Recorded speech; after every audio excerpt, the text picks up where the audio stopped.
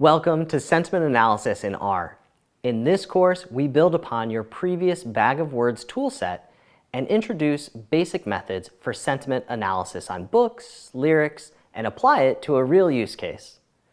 First, let's start by defining sentiment analysis.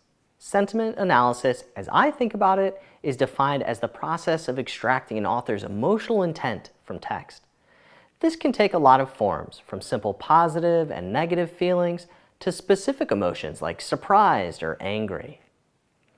Sentiment analysis is used every day in various applications.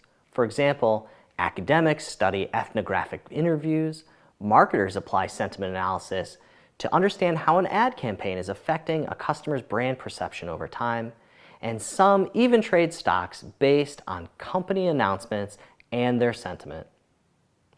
The emotion that an author tries to convey in a piece of writing is often important metadata.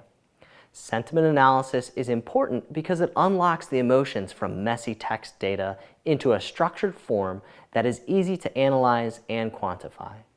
In contrast, Bag of Words methods simply organize text and perform matrix analyses without regard to the author's emotion. In this course, we still borrow Bag of Words tools like the document term matrix or vector-based analysis, but also add the tidytext data format called a tibble. In Chapter 1, we will cover basic polarity, that is to say the degree of positive or negative expression within text. It's quick and dirty, but lets you jump right in.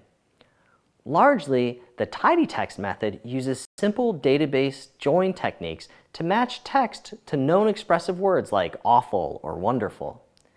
You will learn the basics of the inner join and other tidy principles in this course. Plus, DataCamp has several courses on tidying data.